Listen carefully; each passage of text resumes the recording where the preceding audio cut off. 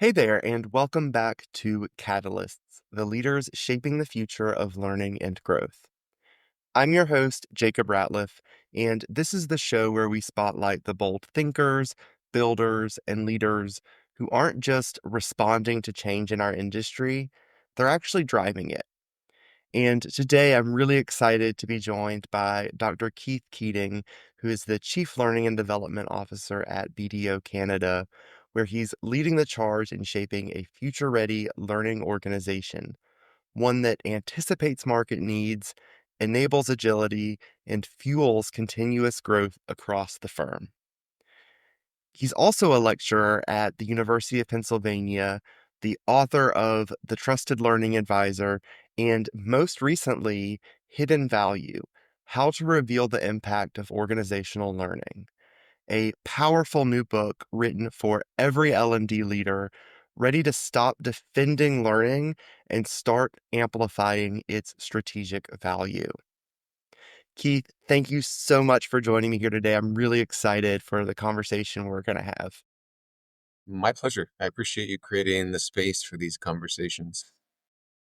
Thank you. And I want to dive in with um, a pretty big question. So I know you've just launched Hidden Value as of the date that we're recording this 3 days ago, and you've described it as a love letter to learning and development. What was the moment or realization that sparked the idea or helped you see the need for this book? I would say it's born from a mix of urgency, but hope. So the spark, fortunately or unfortunately, was actually the rise of Gen AI. It is starting to force this really hard truth into the spotlight, and that is, for a while, we've called ourselves a knowledge economy. But I believe that because of the tools, knowledge alone is no longer our differentiator. Instead, we're shifting from a knowledge economy to a value economy. And that's a really seismic shift. It means that we've got to start asking not just what we know, but how are we actually using what we know to create value? And so for us, I think it's both a challenge and it's also an incredible opportunity. And I wrote this book to help our profession evolve so that we just don't survive this shift, that we lead it. Because everyone in the organization should be thinking about value creation, value seeking, measuring value, telling the story of value. It's not just us. So I'll share with you, I didn't start writing this for L&D. I started writing it for everyone in general, and I just found as I was writing, all my analogies and thoughts and stories were so L&D specific. And then I wanted to narrow the scope to focus on L&D, but the truth is this is applicable for everybody. We all need to be thinking about the value economy. Yeah, and in my own experience, I've definitely seen how learning and development can kind of be considered a, pair of hands or order taker, right? Rather than, a strategic business partner. And, truthfully, you say that, it's more broadly applicable. The same can be said for other internal functions, HR, IT, finance, right? The list can go on. Um, but specifically around learning, I believe it's the opening line for the book is stop defending learning, start amplifying its value. And I see that very much in line with what you're describing here. So I'm curious, can you unpack that shift for us and maybe talk a little bit about why you believe L&D is still stuck in a bit of a defense mode? We've been in a defense mode for decades, probably, I don't know, since our inception. We were trained to deliver learning, not to demonstrate its value. So we've mastered instructional design and facilitation and content development, but we weren't necessarily taught how to connect what we do to business outcomes.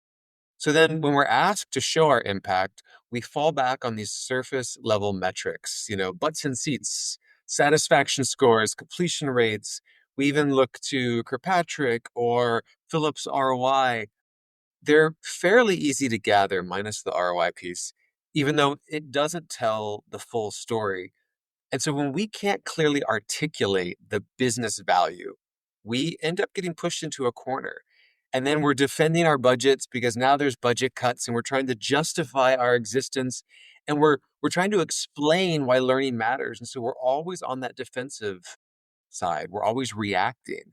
And that defense posture keeps us reactive instead of strategic. And so it limits our influence and it ends up reinforcing this perception that we are a cost center rather than a value center or rather than a value creator.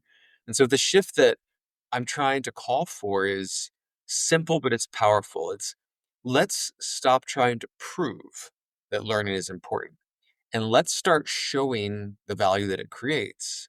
So that means that we've got to speak the language of impact, the language of outcomes, the language of value creation from the point of view from the business, not just from our own point of view.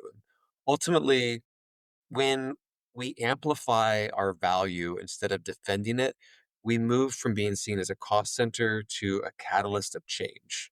And that's where we belong. Yeah, and it sounds like I'm kind of drawing out two sides to it, although I'm sure there are more. One of which is that L&D has a marketing problem, quite frankly, and how they, I have a marketing background, so that's where my mind goes is, how are we communicating the big result, the long-term impact? But also there's a behavioral aspect too in terms of how we partner with the business, whether, an internal client or an external one. Would you say that's a fair assessment? Oh, absolutely. You just from the marketing perspective alone, we struggle with telling our story, telling our story in a way that's meaningful for other people, but then getting them to tell our story. So we tend to just stop at that first checkpoint of, well, we got to get out there and tell our story and tell our story. We can tell our story all we want to, but if we're not getting other people to tell our story, we're missing out on that amplification. In my doctoral research, I remember one CFO telling me specifically, I have so many fires at my feet. I can't care about what you're doing. I'm sure that what you're doing is important. I know learning is valuable, but I just don't have time to care about it. You have to make me care. And it was such an eye opening moment for me. It was like, yes, we get so caught up in our own stuff. Like another example is we tend to say L&D is the first budget that gets cut. Well, you know why we say it's the first budget that gets cut? Because that's all we know. We see the budget getting cut, it's our budget, and we immediately think that's the first budget getting cut. And again, in my doctoral research, that was one of the questions that I was trying to uncover. And CFOs largely said, I don't think about your budget. Your budget is hidden somewhere else. Your budget is either in HR or it's in the businesses or the service lines. Very rarely does learning have a budget that the CFO sees. We're in something else. So, yes, our budget is being cut, but so are other budgets. Marketing's being cut, HR could be being cut, IT could be being cut, but we don't see any of that. We just see our budgets, and so we think, oh, this is happening to us. But it happens to any support function in the business. If you are non revenue generating, your budget is the first one to be cut. So then that begs the question, could we be revenue generating? But that's a discussion for another time. So to answer your question about marketing and being a better business partner, yes to both. And I know that, you know, showing impact as someone in L&D is a conversation that I have often. And it's something I've always struggled with. And I know for a fact that I'm not alone because I've talked with so many other L&D professionals who really struggle to show that impact. In your view, what am I and what are we getting wrong about how we think about showing impact? And what's the mindset shift that we maybe need to make? Think many learning leaders get wrong is the focus, not necessarily the effort. So we've been conditioned to look inward. And that means that to evaluate our programs based on how they were delivered, how many people showed up, how well was the content received, do they like the air conditioning and the food? That's program focused thinking. But The real impact isn't about what we delivered, it's about the change that happens as the outcome of it, the change because of it. And so the mindset is to stop measuring the learning and stop measuring the value. And that means we've got to zoom out. We've got to ask, how did this initiative move the needle for the business? What problem did it solve for the business? Does it close a capability gap? Is there some sort of improvement, a performance improvement? Did it strengthen the culture? Did it reduce risk? And if we can't answer these questions, then we need to pause and realign before we build anything new. And it also means shifting from being a service provider to a trusted learning advisor. And that requires more curiosity, more collaboration, and even the courage to say no when something doesn't drive value. And that's one of the questions that I'll ask my business partner directly is what value is this creating? What business problem is this solving? And we have that discussion together so that we have that shared language. Because impact isn't a metric, it's a mindset. And once we adopt that mindset, the measurement strategies will follow. Yeah, and I know, in my own experience, being seen as a strategic business partner rather than a vendor or a service provider can be really challenging when it feels like you're maybe being held at an arm's length. Mhm. And so I'm curious, what recommendations might you have for someone in that situation who is really trying to show up in that way, but feels like they're really not getting the full picture? My first recommendation would be to read The Trusted Learning Advisor because that's every single page in The Trusted Learning Advisor is literally about answering that question. But for time's sake today, I would narrow it down to the relationship and the relationships that you build with your strategic partners.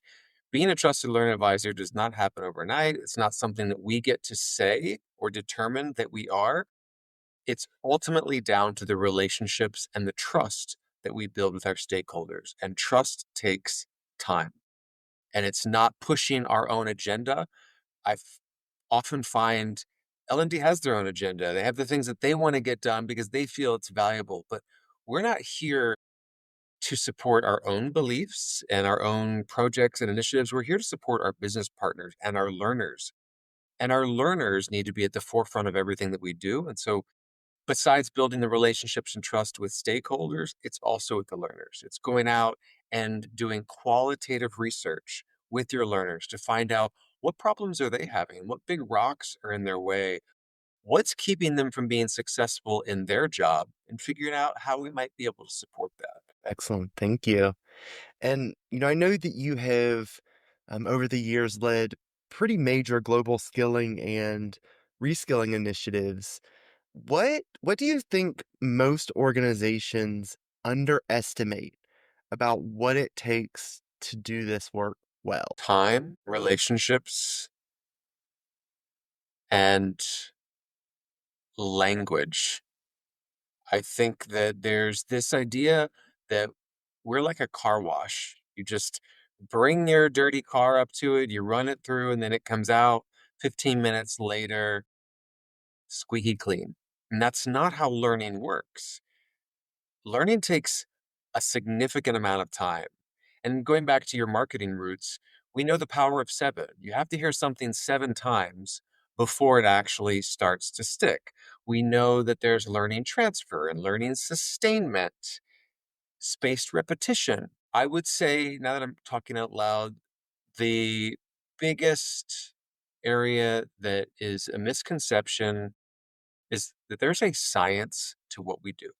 There's a science to how we do it.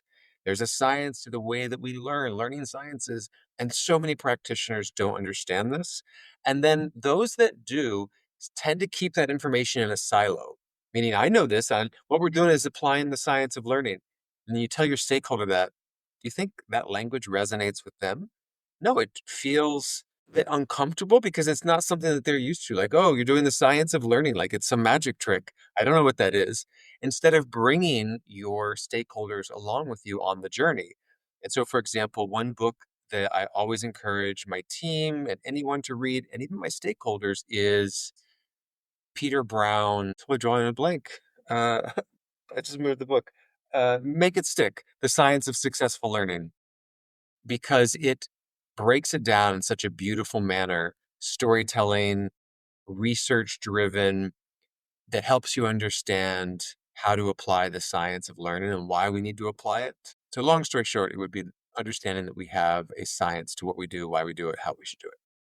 And then taking people along that journey, because I think that goes directly back to, like, the defensiveness. Because if Mhm, someone, is like, "Okay, why are we let's not do it this way," but you're like, "Oh, but it's the science," right? Then you're starting to like, "Ooh, I've gotta defend the science. I've gotta," you know, maybe even show that I'm an expert in this whole learning thing that we're talking about.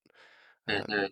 So I hear it definitely going all back to the defensiveness issue. Yep. And so a book club is a really easy way to bring people along with you on that journey, but again, making it relevant to them. So if I went to my stakeholder and said, "Hey, we're doing this cool L&D book club book. Do you want to join?" Of course, they would say no. Instead, what I did was find out which stakeholder had children under the age of 18, because I struggled with learning growing up quite significantly.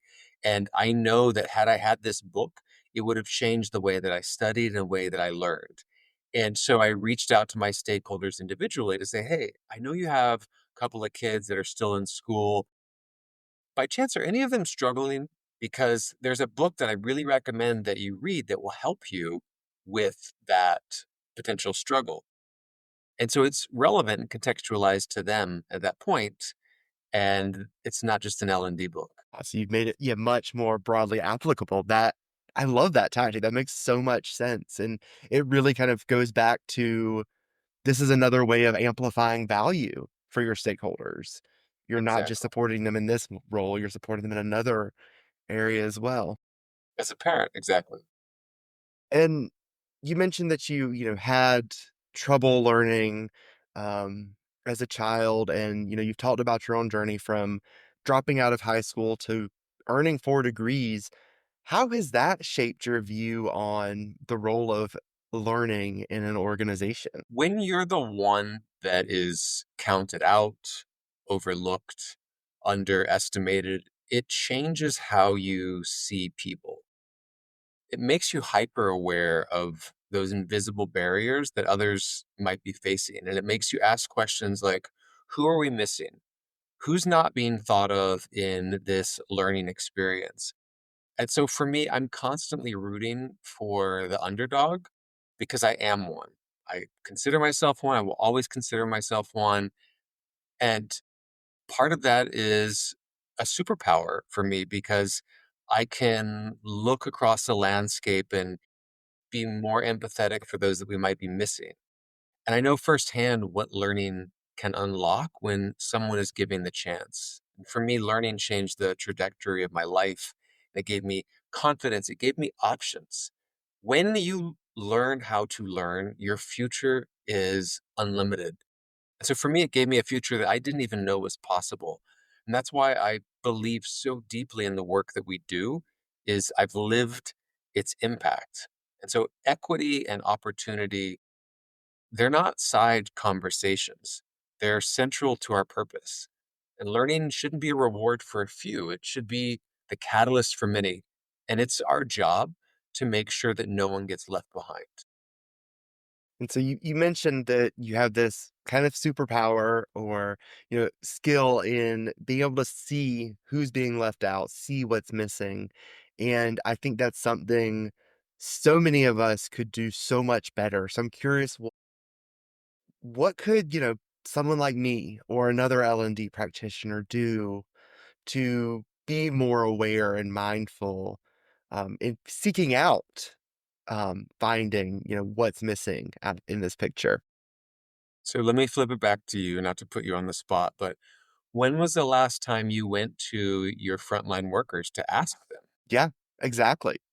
It's been a minute. You're right. So It's a anytime I matter of, can, I'm talking with learners, And one of the questions I'll ask them, "Hey, when was the last time that you were nominated for a program? How do you feel the company has invested in you?"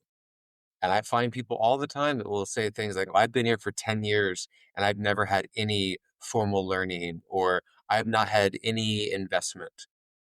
Now, you can dig down deeper and then you can find out what do they mean by investment? Because I'm sure they've had compliance and regulatory training, but they may not see that as an investment. And so it's having these conversations to help identify and dig a little bit deeper to unpack what some of those conversations are. Because even sometimes just the conversation alone is meaningful enough, not to discount the learning opportunity, but they feel seen in that moment. And I have asked, so for example, the person recently had said, "I've been here 10 years and I've not had anything."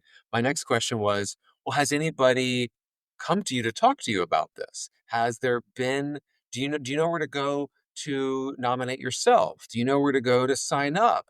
Do you know the tools you have available?" And it was like, "No, no, no, no." And so that gave me insight as well as to some of the struggles that frontline employees are having in terms of where do they even go when they want to learn or need to learn?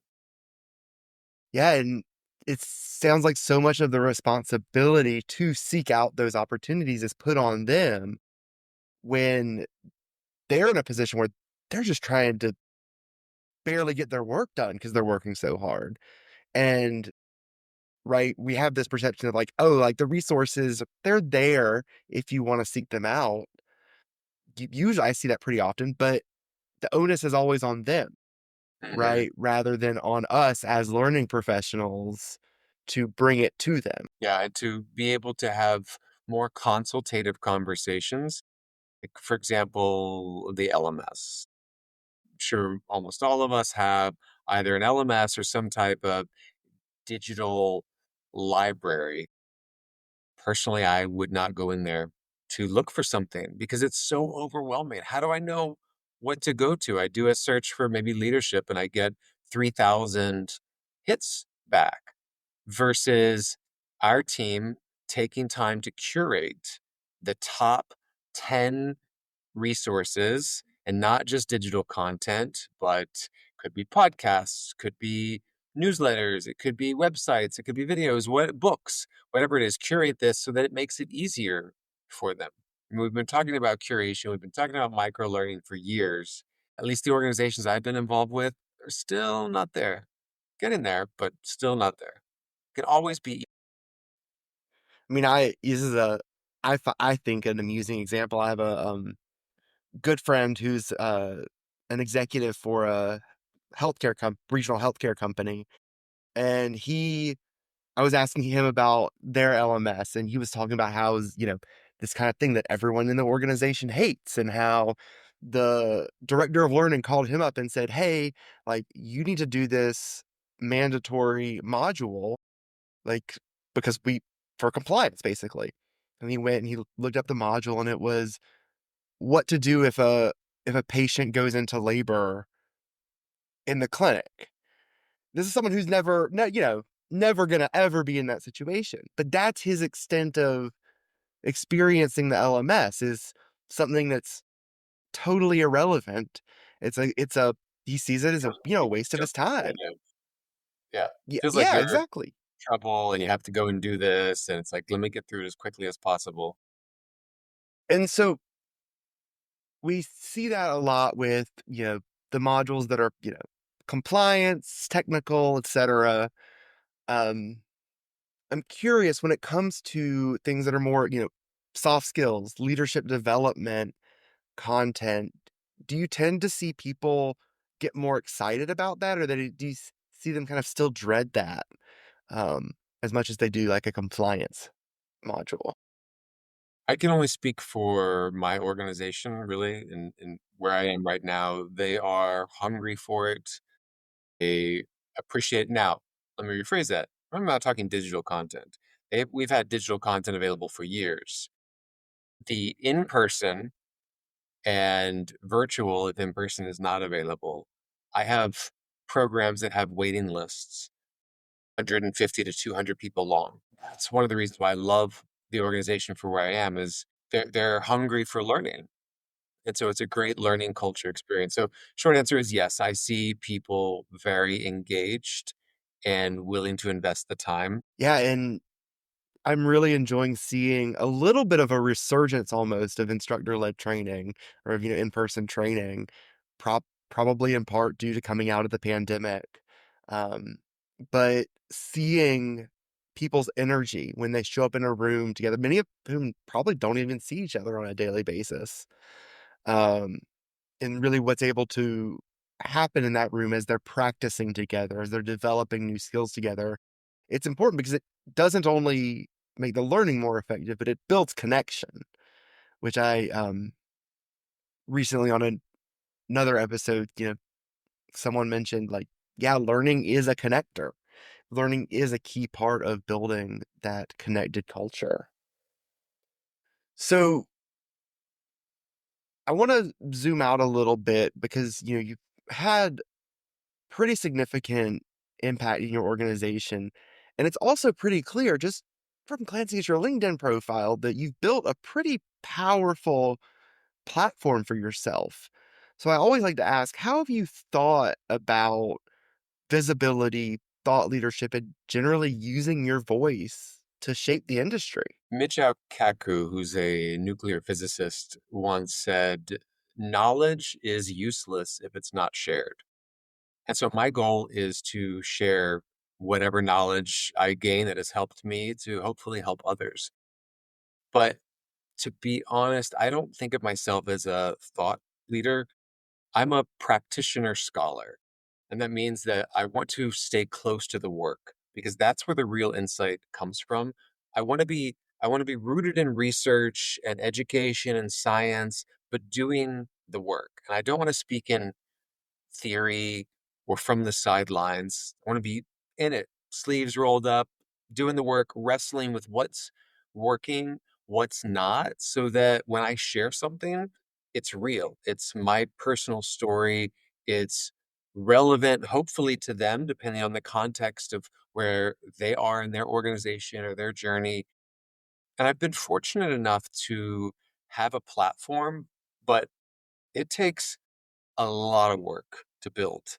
It just doesn't happen. I mean, on average, I would say I spend an hour a day, if not more, like for a book launch or something, to build that platform. And I use it to be transparent, to say, here's what we've tried, here's what we got right, here's what we didn't.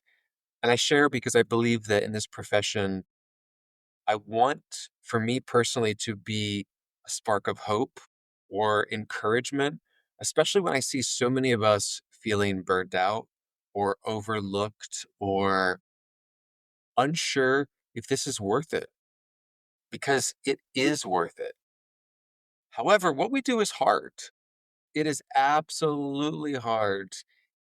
There are days where I get frustrated as well and I question. And I have this Post-it note that I keep next to my laptop. I don't know if you can see it or not. There it is. And I've had it here for years, not the same one, but different iterations of it. And it says, learning changes lives. And that's what we do. And that's what I want to remind everyone in our profession of, regardless of your functional job title. What we do is change lives. Now, it may not feel that way every single day. I have multiple degrees, I've written multiple books, I'm still treated like an order taker from time to time.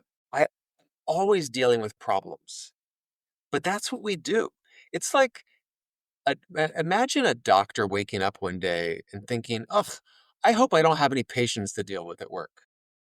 Like that's literally their job is to solve problems every single day. And I'm not trying to equate us to the medical profession, but just using that analogy that for us, problems are always going to exist. That's what we do. We're problem solvers. We're solving problems through learning and development, which ultimately allow us to change lives. Thank you. And so I'm curious for L&D professionals who want to become that trusted learning advisor and really step confidently into that role. If you could give them one piece of advice, what would it be? You mean besides read the book?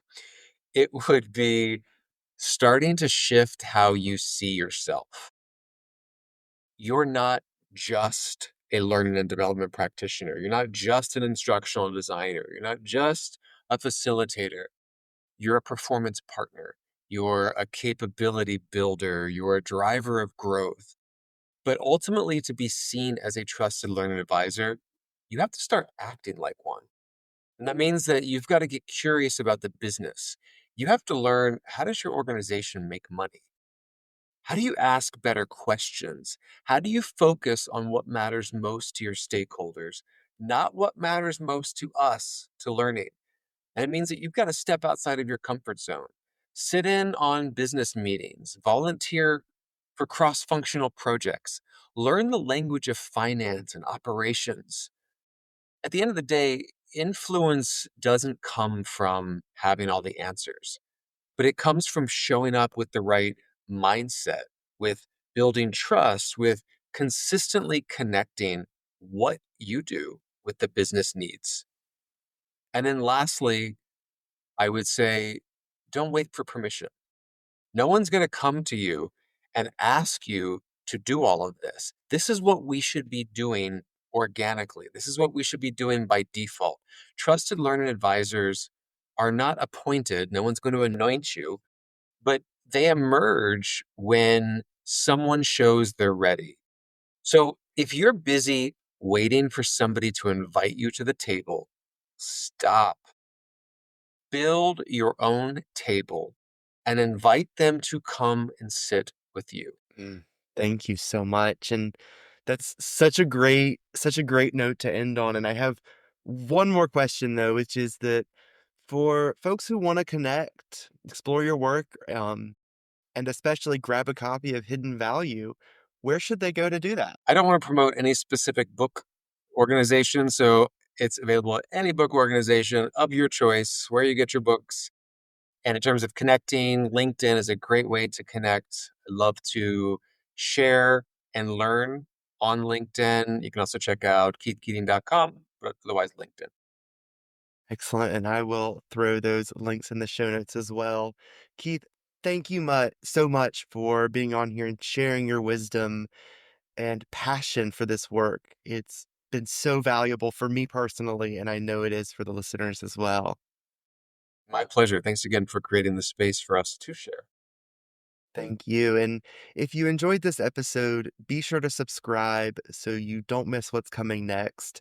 And if today's conversation got you thinking about how your own presence online could better reflect your expertise and the caliber of your work, that's exactly the kind of work I help L&D leaders with. So you can check that out at executivebrandbuilder.com. Thanks for listening, and I'll see you next time on Catalysts.